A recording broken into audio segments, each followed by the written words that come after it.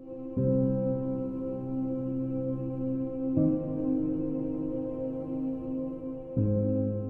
real job in life is to figure out what it is you are called to do. And you use a job until you can figure out what the calling is. Because a job is necessary to survive, and you live in a world where so in my early days, I had a job. I had a job until I could figure out what it was really, what that gave my life its purpose and meaning. And I'd gotten demoted in my job in Baltimore as an anchorwoman because as they hired me, and then they decided I was the wrong color and I was the wrong size and I was the wrong, I had lots of problems, and they were trying to take me off the air. And they put me on a talk show one morning because they didn't know what to do with me. But I felt like this is what I'm supposed to do. All these years I've been misplaced in news. But the moment I did that talk show, I felt like, oh, I can be myself. And that was August 14th, 1978. And that was the beginning of fulfilling the calling. If you can find what is your passion, if you find what you love, you never get tired. Or if you do get tired, you're fueled by the energy of your work. So I know that I'm doing exactly what I'm supposed to be doing at this time. I also know that what this show can do in terms of being a voice in changing the world, it's just the beginning of what this show can do. It's fun to do things like this, but and it's necessary to do things like this in order to be able to do the bigger, grander things, to change what happens to the face of children in Africa, for example, what happens to education with kids in this country. So I believe that that what has happened to me is really the beginning of the greater passion to come. But if you find out what you're supposed to do, and you know what you're supposed to do by how it feels, and so you know if you're doing the right thing, if it feels like it's right to you. And when you hit the thing that feels right, when you know it's the right thing, you know it's right because it gives you your juice, and you know it's right because you would do it for nothing. You would do it for nothing and find a way to be able just to do it in order to be able to continue. That's how you know you're doing what you're supposed to be doing. There were many days that I sat in my chair across from 1 or 2 or 5 or 6 or 7 people, and I would be so frustrated because I just wanted to shake people sometimes and say, why didn't you pay attention to your life?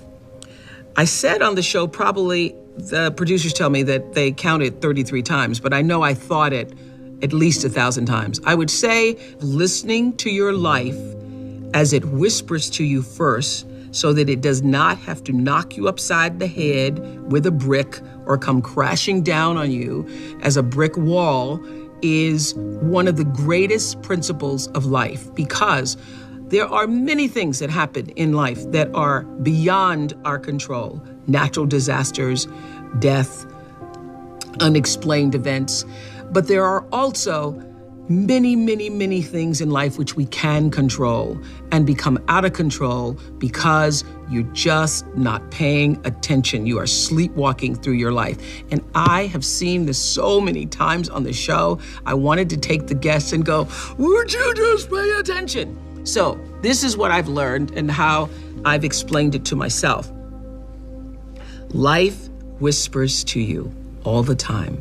Your life is speaking to you all around, from the time you wake up in the morning, and every single experience that's coming into your personal space, into your physical space. All of those experiences are speaking to you. They're telling you something about your life and about your circumstances.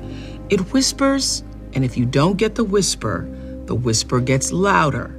If you don't get the whisper, when it gets louder, it gets, I call it like a little pebble, like a little thump upside your head. When I was a kid, if I was doing something my grandmother didn't like, she'd just turn around and thump me. She wouldn't even look at me. She'd just give me a thump, and I'd know that's my cue to stop it, or we're gonna get worse.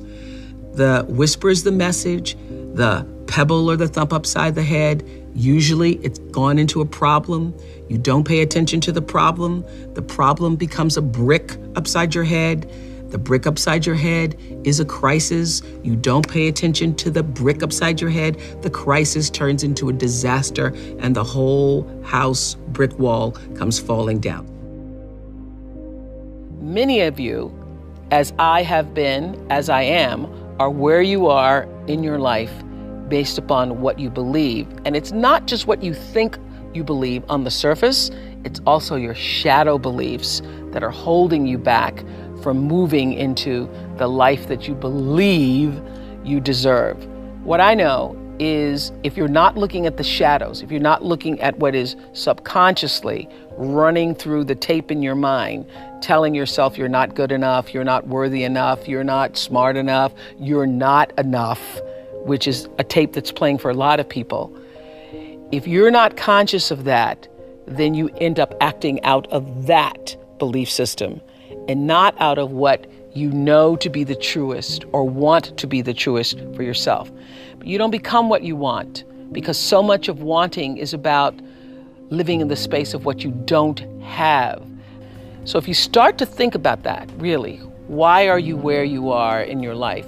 The choices that you have made have been because of what you believe to be true for yourself. But I have always had the deep understanding for myself that if anything was going to move forward in my life, that I was going to have to be responsible for making that happen. And I know that to be true now and can articulate it as you are responsible for your life.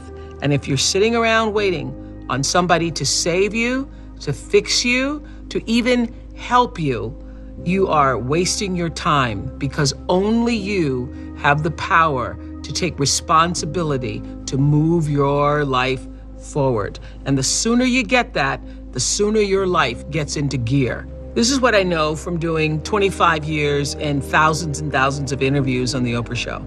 It does not matter where you come from. I have seen people come out of the desert, walk across the desert, being born in the most dire of circumstances.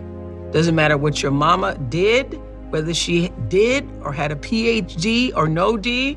What matters is now, this moment, and your willingness to see this moment for what it is, accept it, forgive the past, take responsibility, and move forward.